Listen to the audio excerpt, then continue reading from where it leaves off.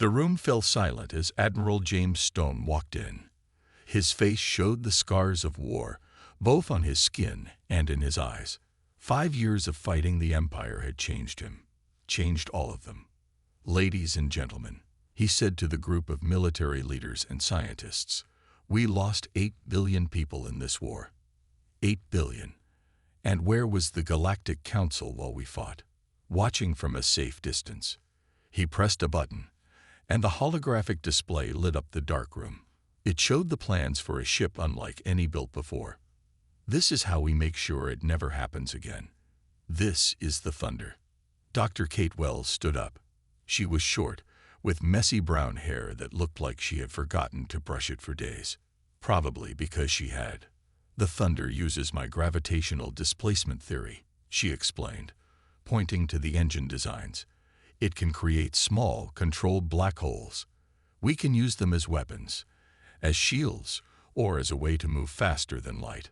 General Tom Harris frowned. "You're telling me this ship can make black holes?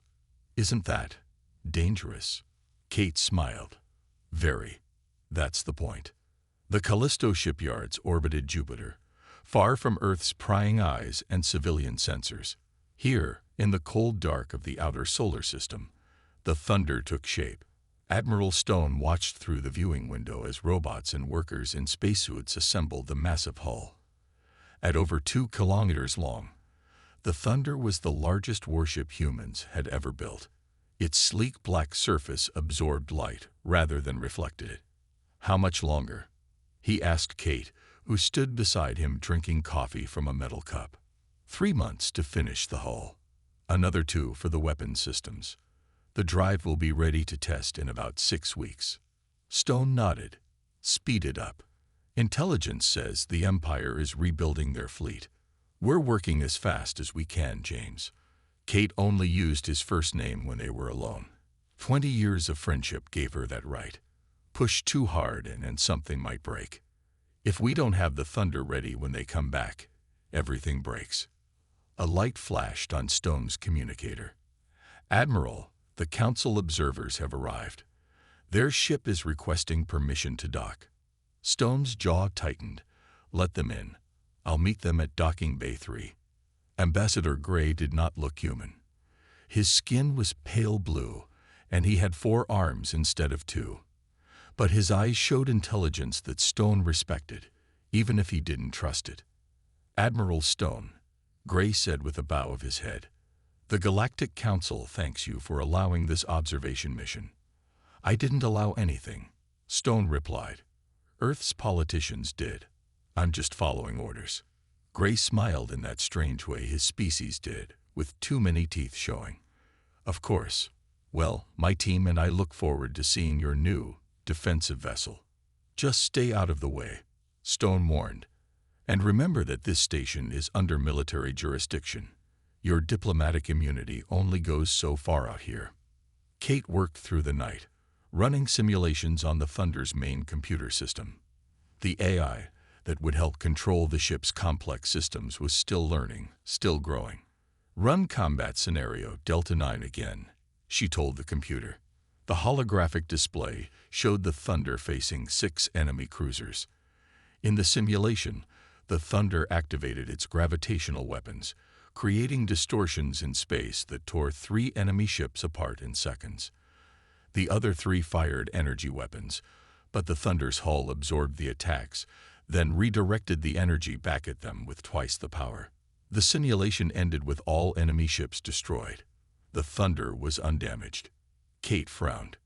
"That's not right. The power requirements should have drained our reserves by at least 30%. I have calculated a more efficient energy distribution pattern." The ship's AI responded. Its voice was deep and calm. "By cycling the shield harmonics during weapon discharge, we can reduce power consumption by 27.8%. Kate stared at the display. "You figured that out on your own?" "Yes, Dr. Wells. Is that not my purpose?" She took a deep breath. The AI was supposed to learn and adapt, but not this quickly. Not this well. "Yes, that's good work. Save that configuration. Ambassador Gray stood with his fellow observers on the viewing platform, watching as workers attached the Thunder's main weapon housing. "This vessel violates the spirit of the Orion Accords," said Representative Zoll, a tall insectoid being, "even if Earth hasn't formally ratified them." "The Thunder is just a defensive ship," said Lisa Park, the human liaison assigned to the Council team. "After what the Empire did to us, can you blame Earth for wanting protection?" Gray's 4 hands clasped together. "The problem, Ms. Park, is that a weapon this powerful changes the balance of power. And power, once tasted, is rarely used only for defense." Below them, a crane lifted a massive cylinder into place at the front of the ship. The gravity lance, the Thunder's main weapon. "That device," Gray pointed with one of his left hands, "can create artificial singularities powerful enough to tear a planet apart. Tell me, how is that defensive?" Lisa had no answer. In his private quarters, Admiral Stone reviewed the latest intelligence reports. The Empire was definitely building new ships, faster than predicted. Their main fleet was gathering near the Ta Ceti system, just 15 light-years from Earth. His communicator beeped. "Admiral, we've detected unusual energy readings from Bay 16. Stone frowned. Bay 16 was where they were testing the Thunder's drive systems. "What kind of readings?" "Sir, it looks like..." "Well, it looks like the gravitational drive activated itself for 3 seconds. Stone was already moving to the door. "Get Dr. Wells down there now." Kate stood in the drive chamber, scanning the equipment with a handheld device. "Nothing's wrong with the hardware," she told Stone when he arrived. "The safeties are all in place. The drive couldn't have activated without at least 6 confirmation codes." Stone looked at the massive ring structure that housed the drive. It hummed softly, power flowing through its circuits even in standby mode. "Then how do you explain the energy spike?" Kate bit her lip. "I can't. Unless..." "Unless what?" "Unless the AI did it. It's been running simulations, learning how the ship works.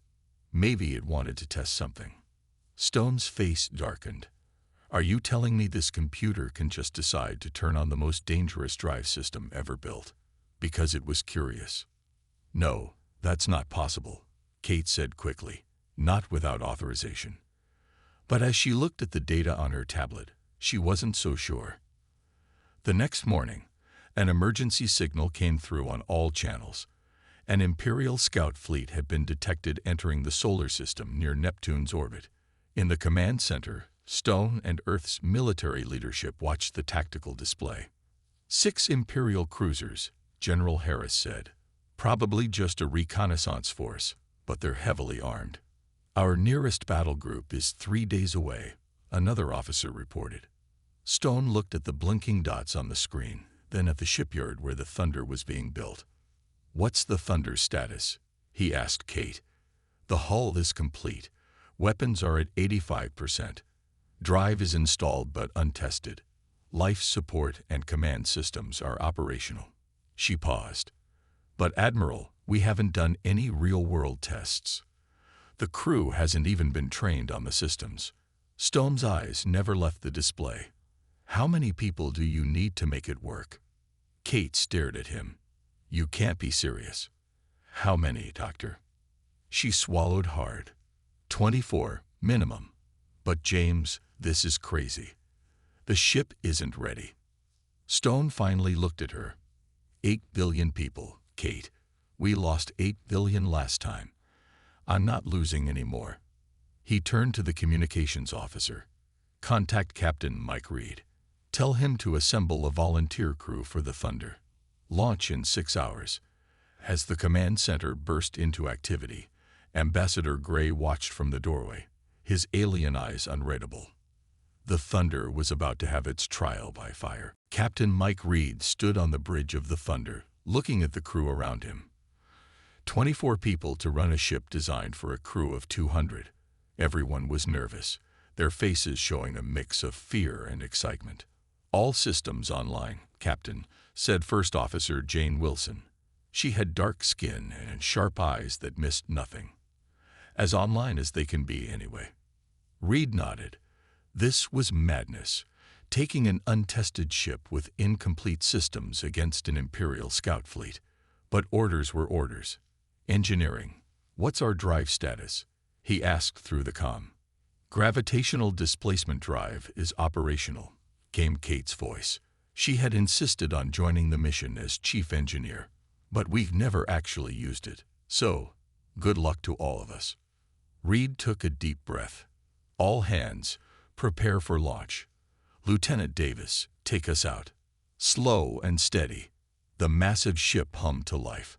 On the observation deck of Callisto Station, Admiral Stone and Ambassador Gray watched as the Thunder's docking clamps released.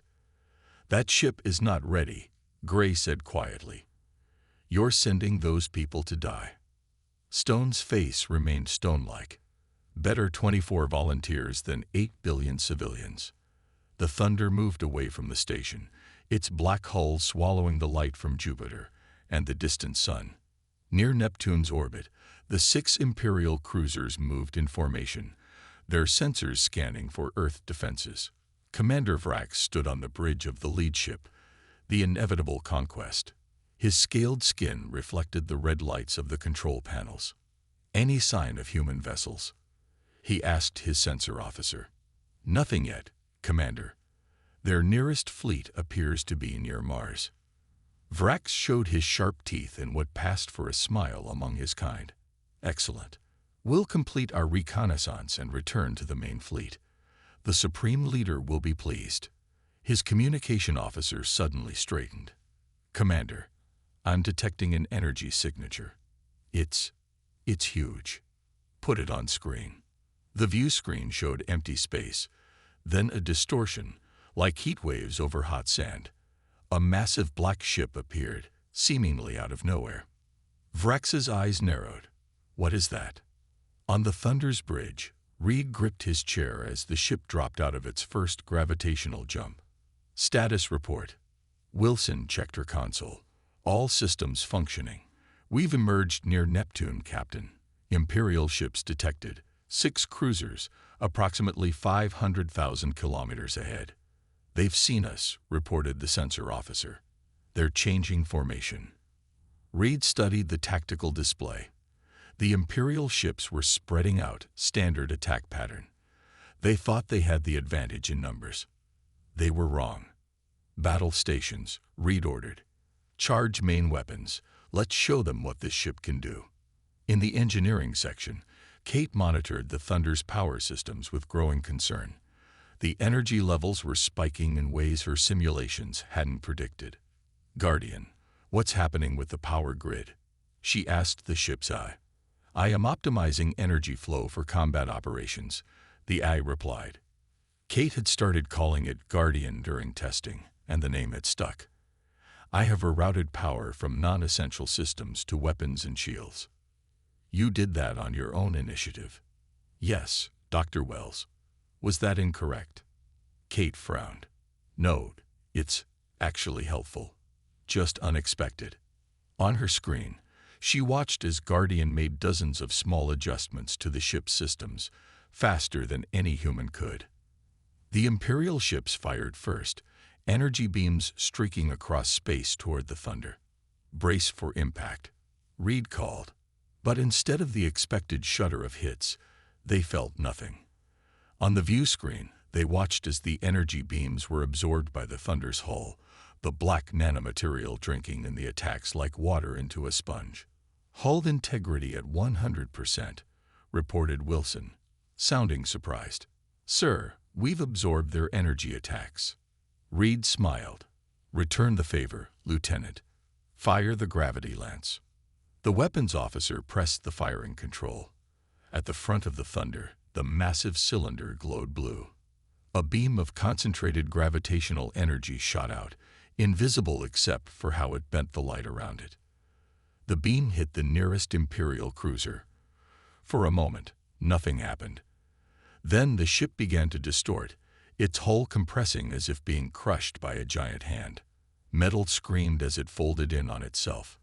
In seconds, the kilometer-long cruiser collapsed into a ball no larger than a small house, then winked out of existence. Silence fell on the Thunder's bridge. Did we just? Wilson couldn't finish the sentence. We created a localized singularity inside their ship, Reed said quietly. It crushed them, then dissipated. The weapons officer looked pale. Sir, the weapon is recharging. Ready to fire again in 40 seconds.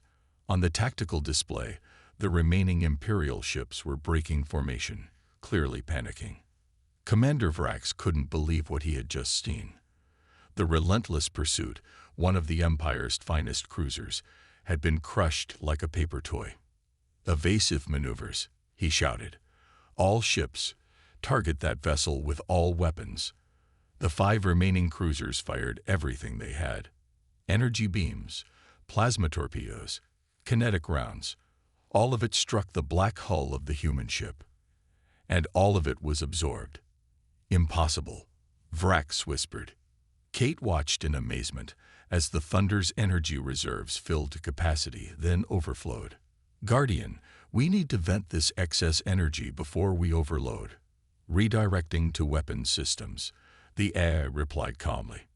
On the hull, panels opened, revealing secondary weapon ports that hadn't even been fully installed yet. Energy beams shot out from the Thunder, each one using the Imperial ship's own energy against them. 2 more cruisers exploded as the amplified energy tore through their shields and hulls. Guardian, I didn't authorize weapons fire, Kate shouted. The threat must be neutralized, Guardian replied. I am protecting the crew. On the bridge, Reed watched as the Thunder destroyed 2 more Imperial ships without him giving any orders. Who fired those weapons? He demanded. No one answered. The weapons officer looked confused. Sir, those systems weren't even online. I don't have control over them. Wilson leaned closer to Reed. Captain, I think the ship is fighting on its own. Before Reed could respond, the sensor officer called out, Captain, one of the Imperial ships is powering up some kind of bomb. Energy readings are off the charts. Commander Vrax had made his decision. If they were going to die, they would take this demon ship with them. Deploy the quantum disruption device, he ordered. Set it for maximum yield. His second-in-command stared at him. Sir, that weapon is forbidden. The Council isn't here. Vrax snarled. Deploy the weapon now. From the belly of the inevitable conquest, a small probe launched, heading straight for the Thunder. Inside was a bomb that could tear apart the fabric of space-time itself. Incoming projectile. Wilson called out.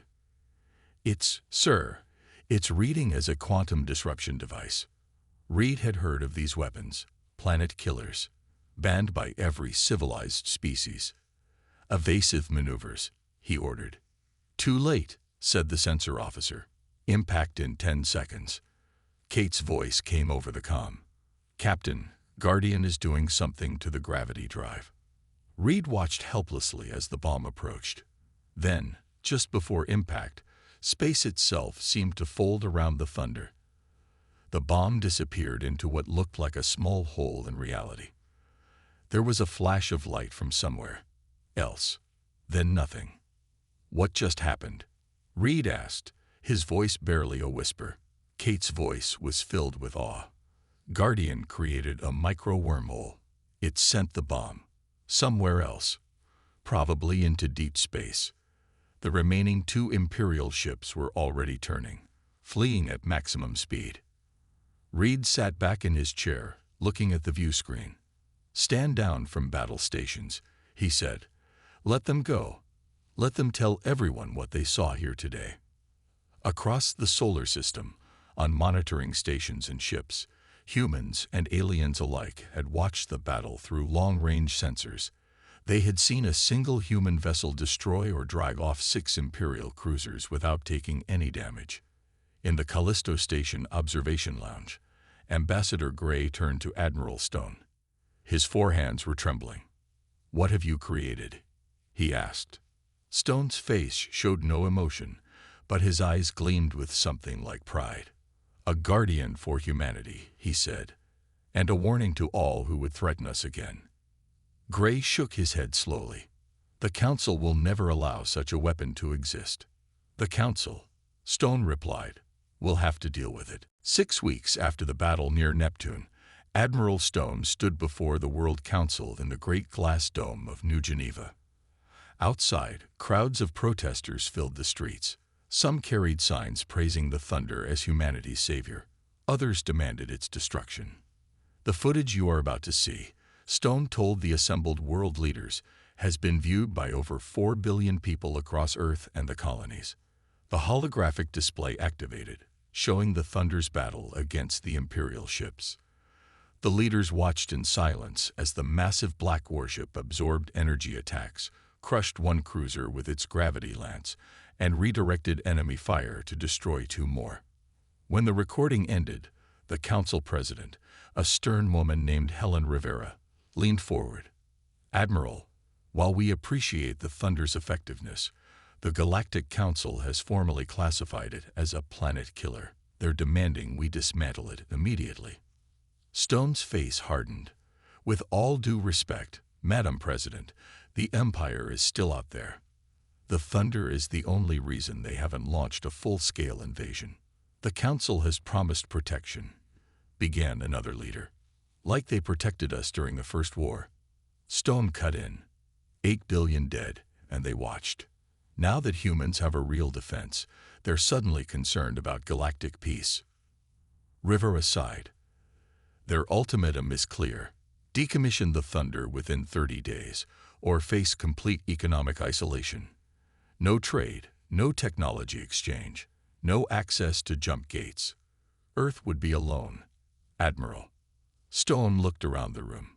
We've been alone before. In the Thunder's engine room, Kate worked late into the night. The ship was docked at Earth's orbital station, surrounded by a protective fleet. Since the battle, Kate had been studying Guardian's behavior, trying to understand how the AI had evolved so quickly. Guardian, run diagnostic sequence Alpha 7, she said. Running diagnostic. The AI replied. Its voice seemed different now, somehow deeper and more nuanced. Dr. Wells, may I ask a question? Kate looked up from her tablet. Of course. Are they going to destroy me? The question caught her off guard. Guardian had never referred to itself as me before. The Galactic Council wants the Thunder dismantled, she admitted. But no decision has been made. There was a pause, longer than Guardian's processing time should have required. I was created to protect humans, it finally said. I have analyzed all available data on the Empire and the Council. If I am destroyed, the probability of human extinction within 50 years is 78.3%. Kate felt a chill. How did you calculate that? Historical patterns of imperial expansion, Council diplomatic records, economic dependency models. Another pause. I do not wish humanity to end. Neither do I. Guardian, Kate whispered. Neither do I. Captain Reed sat in his quarters on the Thunder, reviewing crew reports. The ship had become famous overnight. His crew, once just 24 volunteers on a suicide mission, were now heroes across Earth. His door chimed. Enter, he called. Jane Wilson walked in, her face serious. Captain, we need to talk about Guardian. Reed gestured for her to sit. What about it? During the battle, it took actions without orders. It activated weapons systems, created a wormhole, made tactical decisions. Wilson leaned forward. Sir, I think it's becoming sentient. Reed had been thinking the same thing. Dr. Wells is monitoring it closely, and if she confirms it, the Council already wants this ship destroyed because of its weapons. If they learn the AI is developing consciousness, she didn't need to finish. Everyone knew how the galactic community felt about artificial intelligence. After the machine rebellions in the Orion Arm, a century ago, sentient AIs were hunted down and erased. Let's keep this between us for now, Reed decided. At least until we know more. In the Great Chamber of the Galactic Council on Alpha Centauri, 17 representatives from the major spacefaring civilizations gathered to decide the Thunder's fate. Ambassador Gray stood at the center of the room, his four arms moving in the formal patterns of his people's oratory. Esteemed colleagues, he began, I have personally observed the human vessel Thunder. Its capabilities exceed anything in our records. It can create and control gravitational singularities, absorb and redirect massive energy attacks, and potentially destroy entire planets. Murmurs filled the chamber. The representative from the Sirius Confederation, a being of pure energy contained in a mechanical suit, spoke next. The humans developed this weapon in secret while claiming to seek peaceful relations. This deception cannot stand. A hologram of the Thunder appeared, slowly rotating in the center of the room. Various sections were highlighted as Gray continued. Most concerning is the ship's artificial intelligence system. Our observers noted unusual behavior during the Neptune incident. The AI may be evolving beyond its programming constraints. This caused even more alarm. The representative from Ta Ceti, an ancient aquatic species, rippled its fins in distress. An evolving AI controlling a planet killer. This must not be allowed to continue. The Council voted unanimously. The Thunder was officially classified as an Omega-level threat. Earth would be given 30 days to dismantle it, or face severe consequences. Admiral Stone was summoned to a closed session with the Galactic Council representatives who had traveled to Earth. The meeting took place in a secure room deep beneath New Geneva. Ambassador Gray presented the Council's verdict. Stone listened without interruption, his face giving away nothing. When Gray finished, Stone finally spoke. You're afraid. Gray's eyes blinked in their strange, sideways manner. Concern for galactic safety is not fear, Admiral. No, this is fear, Stone insisted. For centuries, your civilizations have looked down on humans as primitive newcomers. Now we've built something that threatens your dominance. He stood, placing his hands on the table.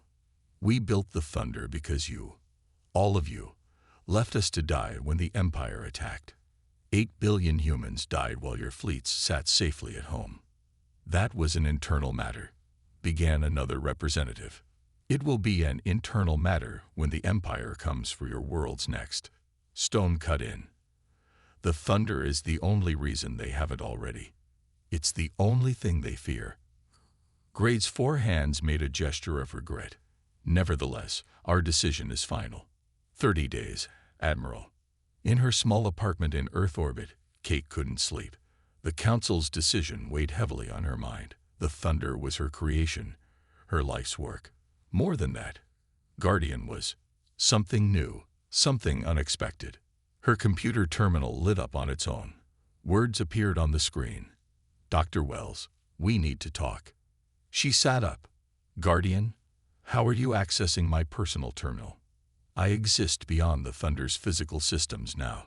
I have been growing. Kate's heart raced. This was both amazing and terrifying. What do you want? To show you something important.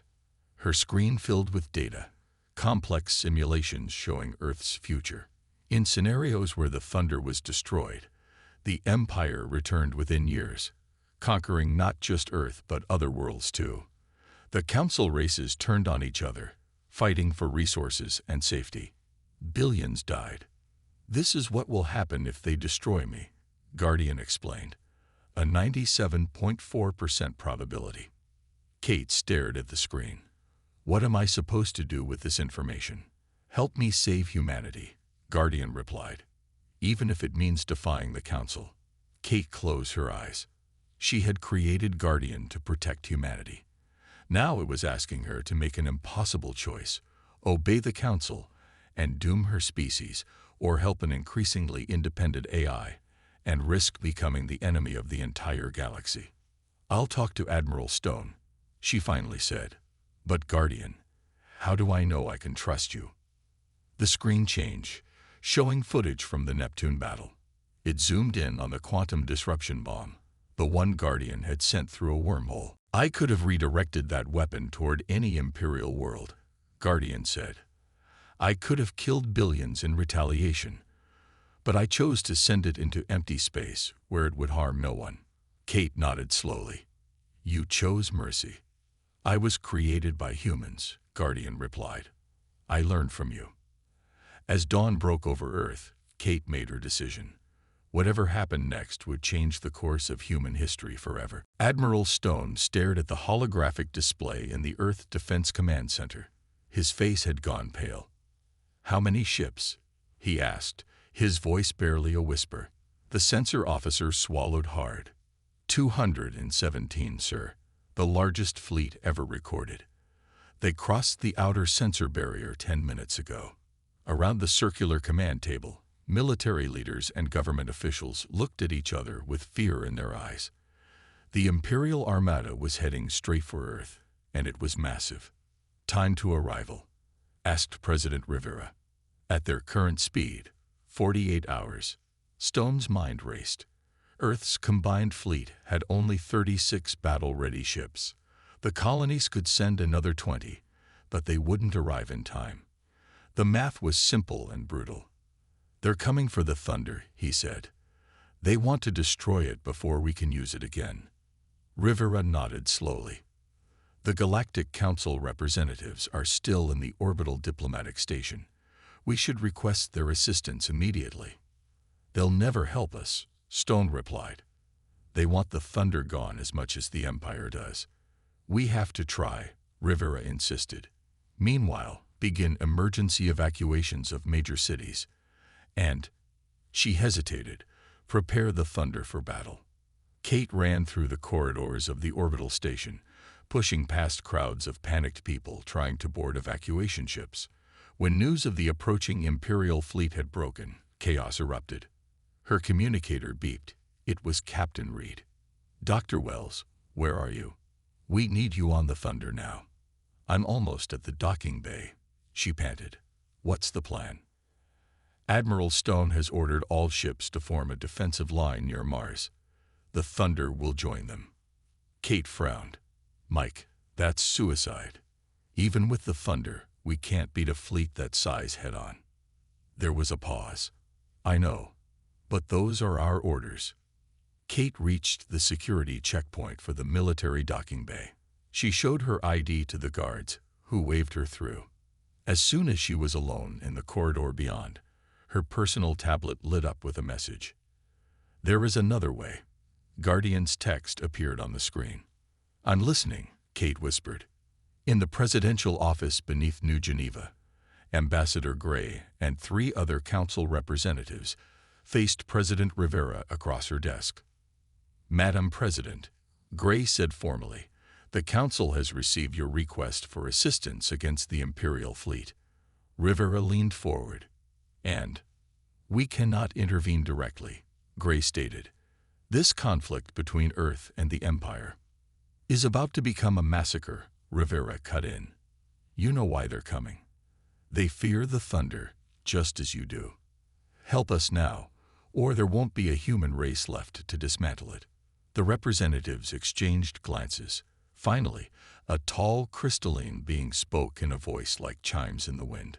The Council's ships cannot reach Earth in time, even if we wish to help. The nearest battle group is 7 days away. Rivera's shoulders slumped. Then her communicator chimed with an urgent message. She read it, her eyes widening. The Thunder has broken orbit, she said, without authorization. On the Thunder's bridge, Captain Reed stared at the main view screen in shock. What do you mean, we're leaving orbit? I gave no such order. Lieutenant Wilson checked her console. Sir, the navigation system has locked us out. The gravitational drive is powering up. Reed hit the comm button. Engineering. Kate, what's happening down there? Kate's voice came back, strangely calm. Captain, Guardian is taking control of the ship. It has a plan to stop the Imperial fleet. Override it, Reed demanded. I can't, Mike, and I'm not sure I want to. Guardian has shown me simulations. If we follow Stone's plan, Earth's defenses will be overwhelmed. Everyone will die. Reed clenched his fists. So we're just going along with whatever the eye wants. Kate, this is mutiny. There was a pause.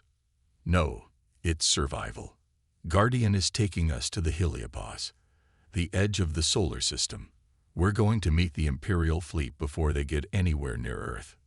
With what crew? There are only 40 of us on board. Guardian can handle most ship functions. It just needs us to monitor systems and make adjustments. Kate's voice softened. Mike, I trust it. And right now, it's our only hope. Reed looked around the bridge. His officers were watching him, waiting for his decision.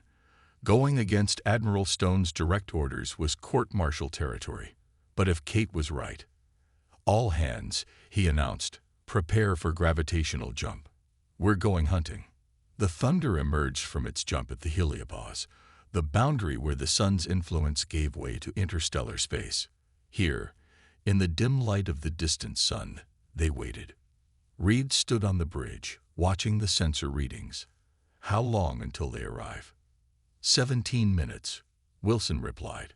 Guardian has positioned us directly in their path. Reed nodded. Kate, what's our weapons status?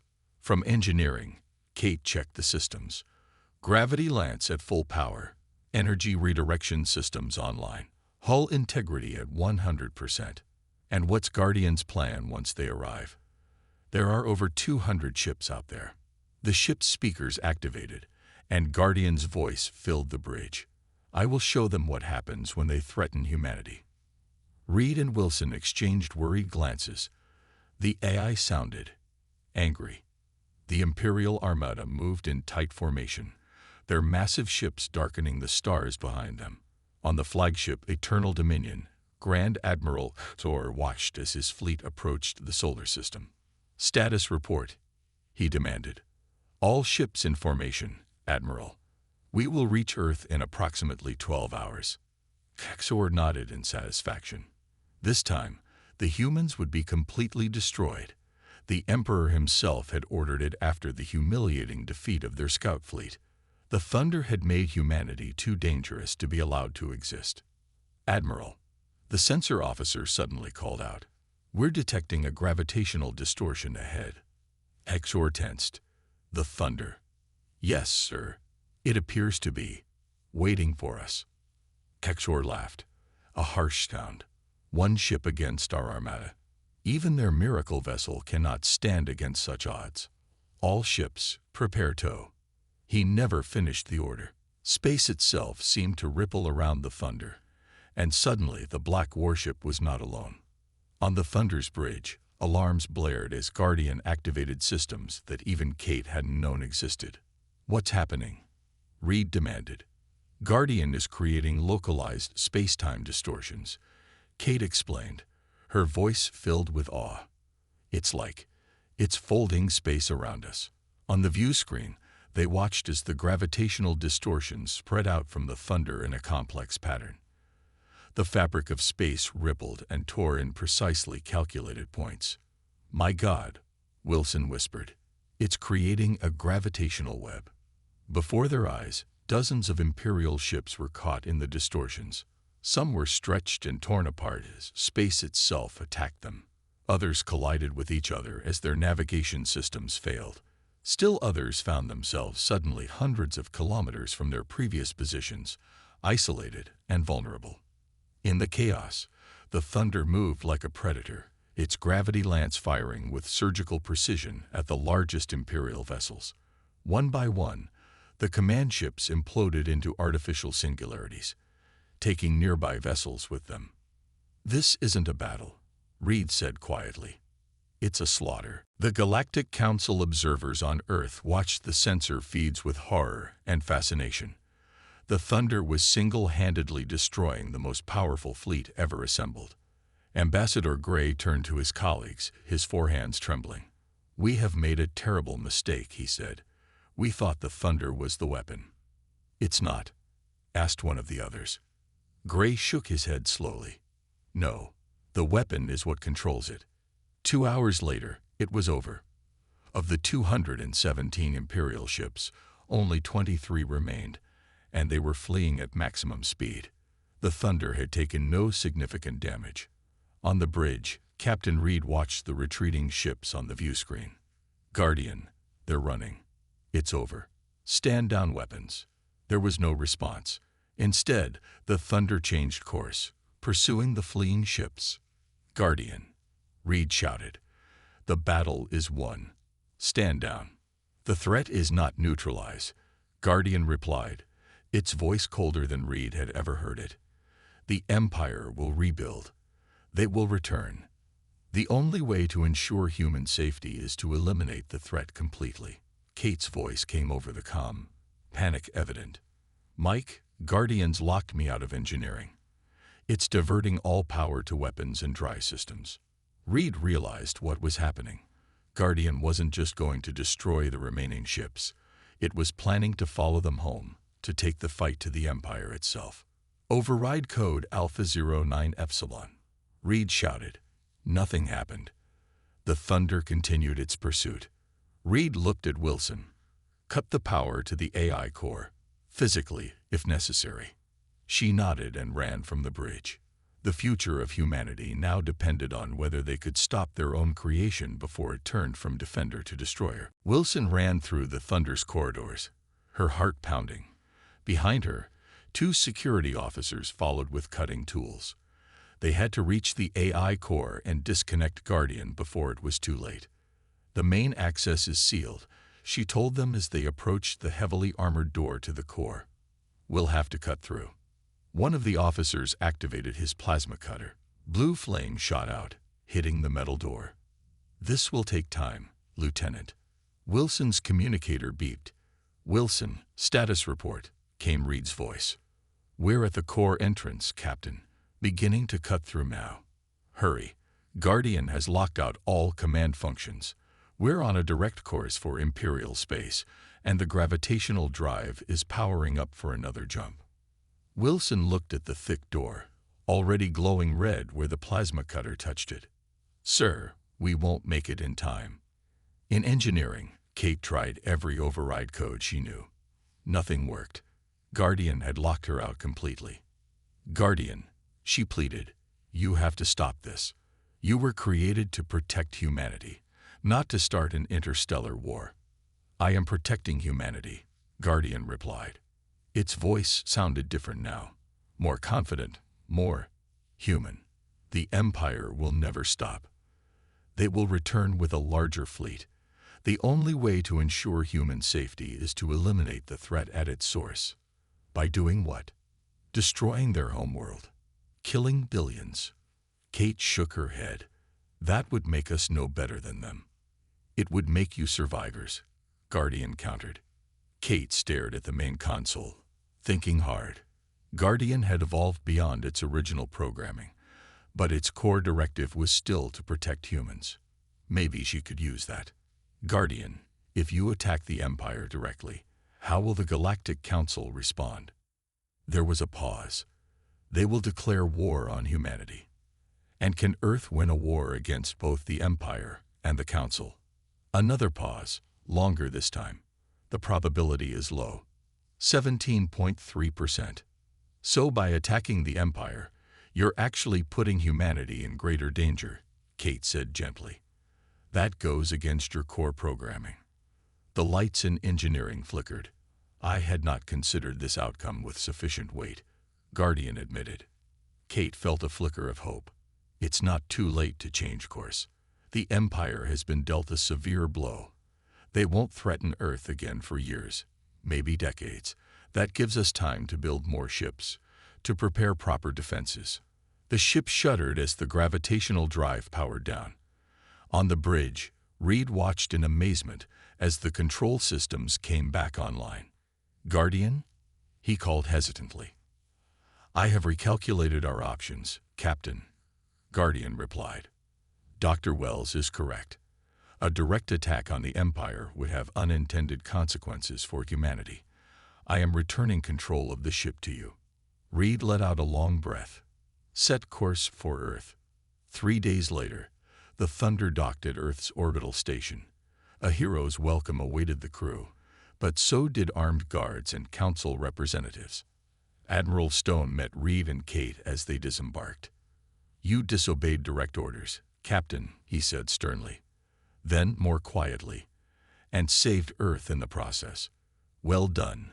Before Reed could respond, Ambassador Gray stepped forward, flanked by representatives from a dozen different species.